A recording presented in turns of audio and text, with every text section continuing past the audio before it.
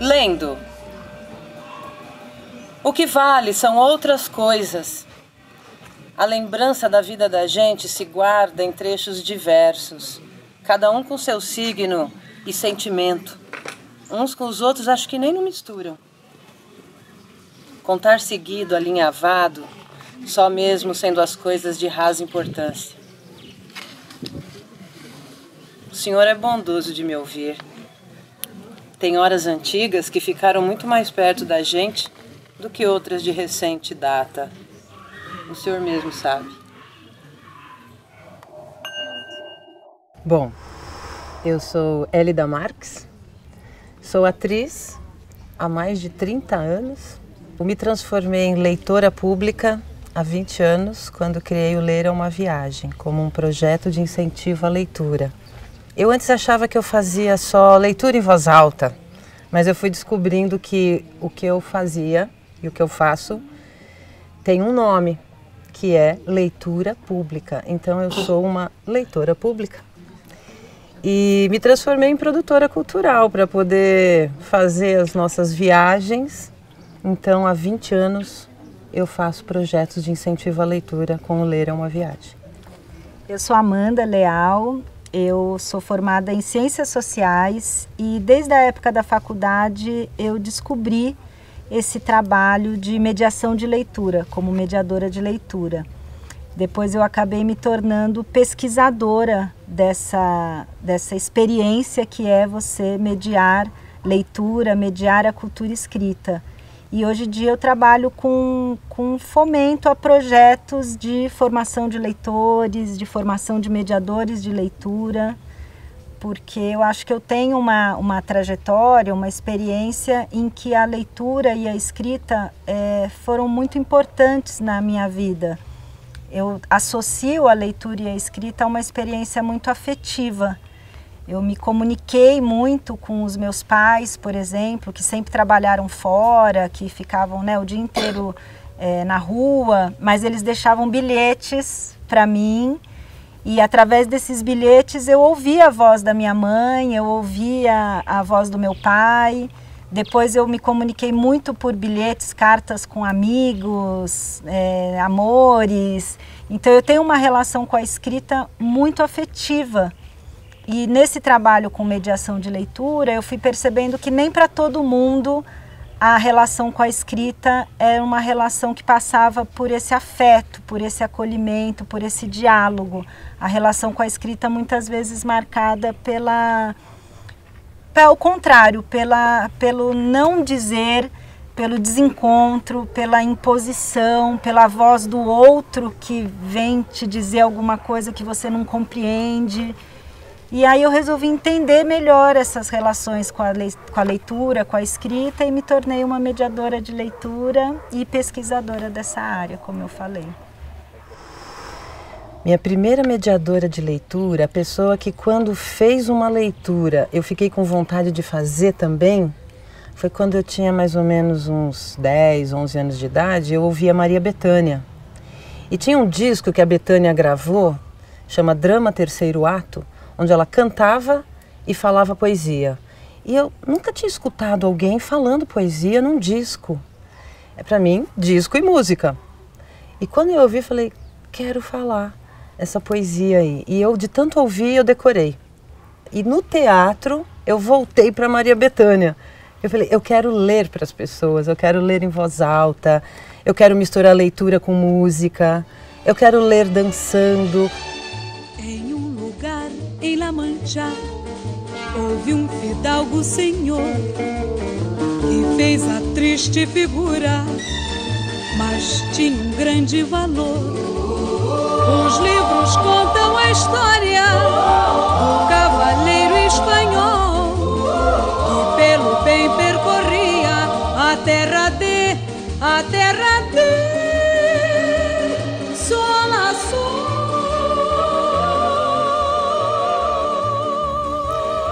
A leitura é um direito, né? Acho que a gente tem direito a se formar leitor, a se formar um sujeito da cultura da escrita.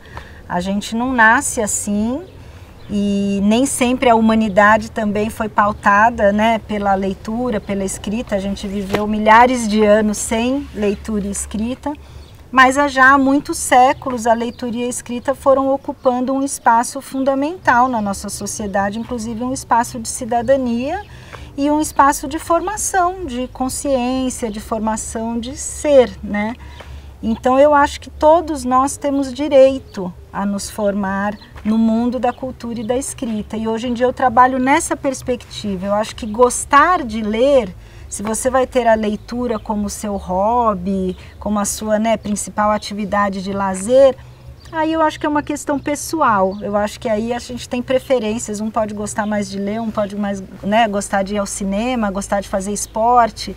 Agora você tem direito a conhecer, transitar, escolher, frequentar e aí poder decidir, né, o que você vai fazer com essa linguagem.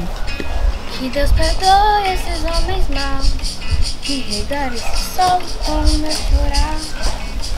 Vejo uma casa grande com um piano lindo, mas é só tambor que eu posso tocar.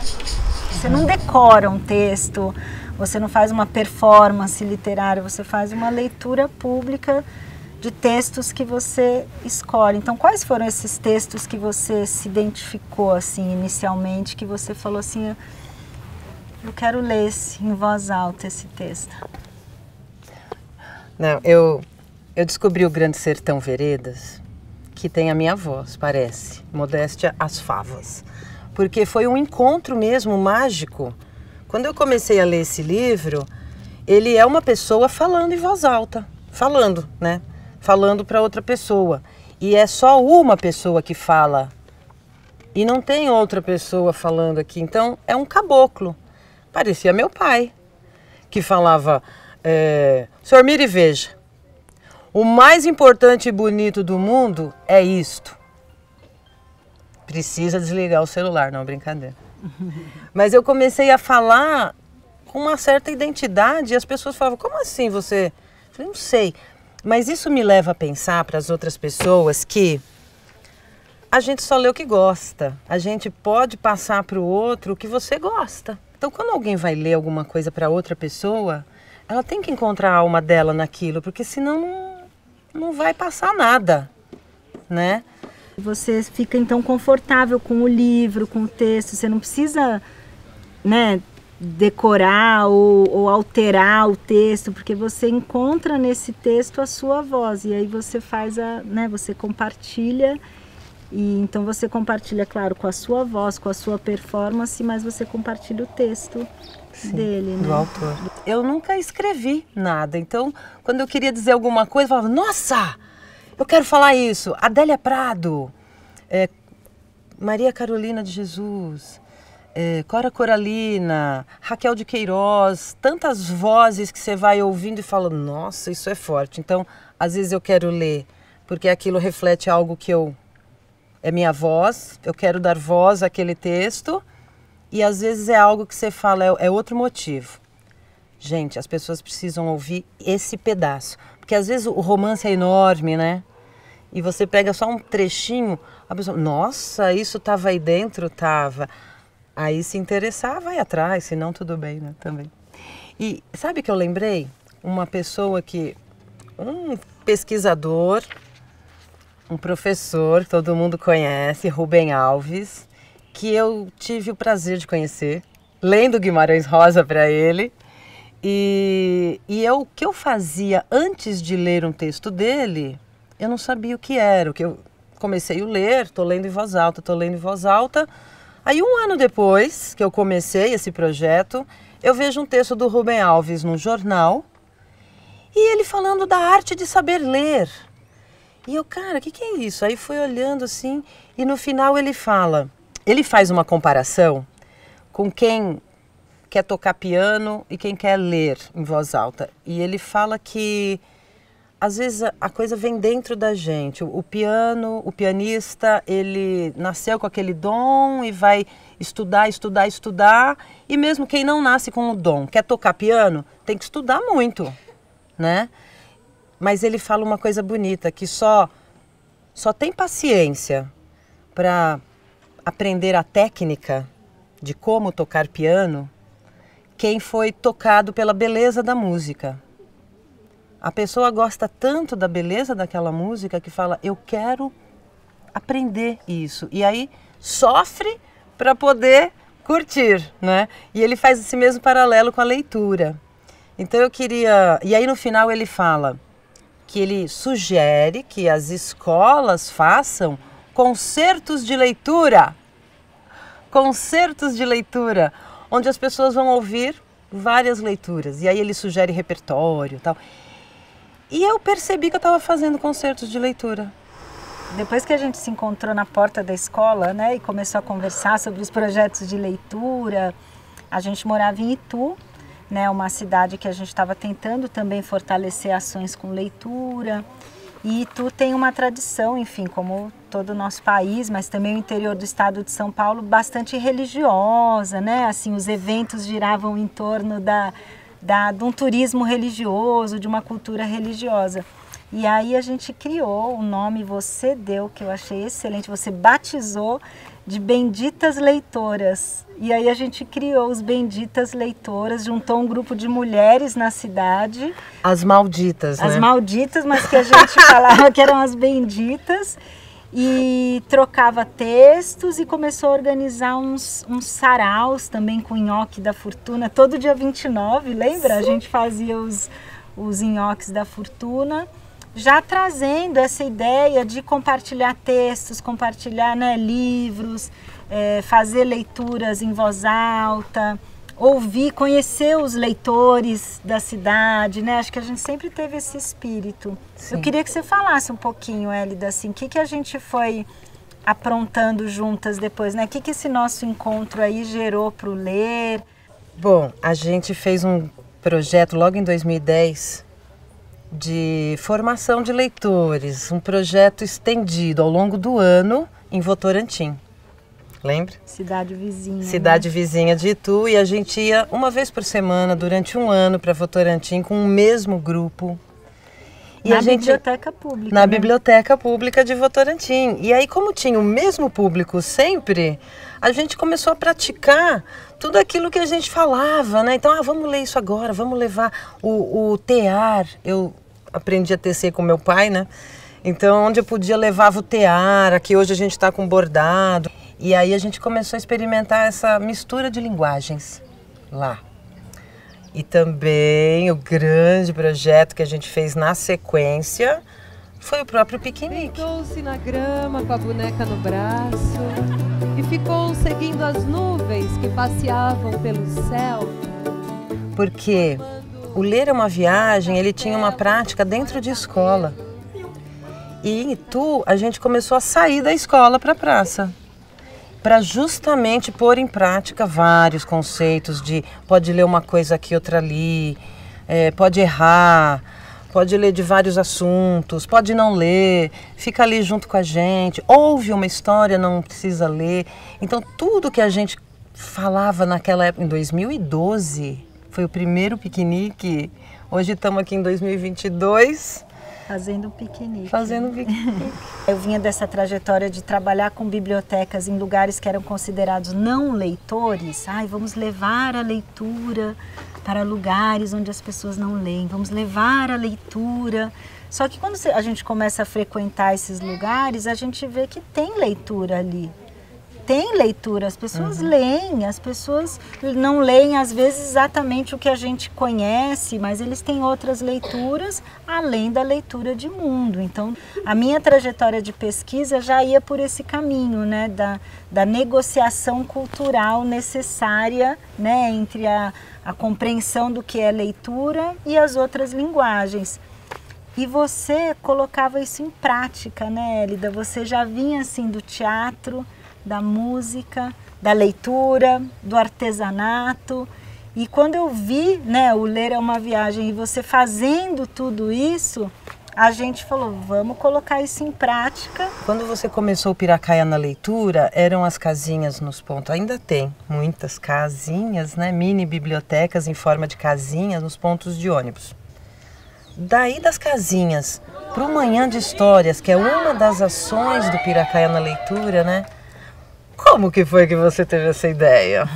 As bibliotequinhas, a gente foi vendo que elas eram muito restritas, apesar de estar ali a bibliotequinha com os livros, tem gente que para na frente da bibliotequinha e acha que não pode pegar. Então as pessoas paravam na frente, ai, acho que é pegadinha, acho que eu não vou pegar. Ai, deve estar vendendo, ai, acho que está vendendo. Ou então achava que era livro religioso, ai, deve ser de alguma religião, então não vou mexer. Então a gente começou esse trabalho de mediação, né? Assim, você conhece o projeto? Você quer levar um livro? E aí surgiu a ideia, já inspirado muito no que eu via, né, no que acontecia em Itu, da gente ter um ponto de encontro para poder trocar, né, histórias, conhecer as pessoas que estavam usando as bibliotequinhas. E aí a gente começou todo o último domingo do mês, desde 2016, esse encontro literário, que é um encontro, na verdade, em torno dos livros. Então os tapetes estão aqui com os livros, com mediadores de leitura, mas que são incorporadas, também são convidadas todas as outras linguagens, né? Então a gente pode ter música, a gente tem bordado. Naquele dia foi pior castigo, minhas costas saíram de tanto sangrar. Só minha pretinha foi que me acudiu e me disse: escute o que eu vou lhe falar.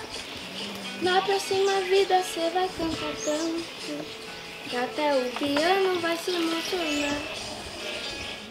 O desafio de agora é tratar com carinho as crianças de 0 a 6 anos e as suas mães, suas avós, seus pais, seus adultos de referência, acolher essa primeira infância, que não são só as crianças, né, mas são todos os seus adultos, sua rede de apoio, num tapete, num lugar acolhedor, em cima de uma grama, para a gente sentir a terra, voltar para o chão e tentar encontrar essa leitura que está nos livros, mas que também está no mundo, desde a barriga, desde ali dentro, sabe? Que isso também é uma coisa que nós vamos agora praticar, né, Amanda? Com tantos conceitos que a gente já tem sobre, algumas práticas que a gente reverencia, projetos maravilhosos que também nos inspiram. Aí para o chão, eu acho que o momento agora histórico da nossa vida, da humanidade, é pisar na terra, é sentir o chão e é ir para lá com as crianças e tentar ver com os olhos das crianças a partir do chão. Acho que os direitos do leitor foi uma coisa que conectou muito a gente também, né? Porque quando a Amanda me apresentou alguns estudiosos, o que mais marcou foi o Daniel Pennac, com esse livro Como um Romance. Tá aqui.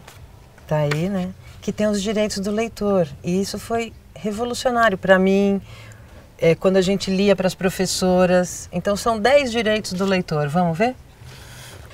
O primeiro direito do leitor, o direito de não ler. Ai, que delícia, eu amo isso. O segundo é o direito de pular páginas. Que liberdade, né? Básica. O direito de não terminar um livro. O direito de reler. O direito de ler qualquer coisa. o direito ao bovarismo, se apaixonar pelos personagens e viver aquela narrativa como se fosse a sua vida. Ai. O direito de ler em qualquer lugar. O direito de ler uma frase aqui e outra ali. O direito de ler em voz alta. E o direito de se calar.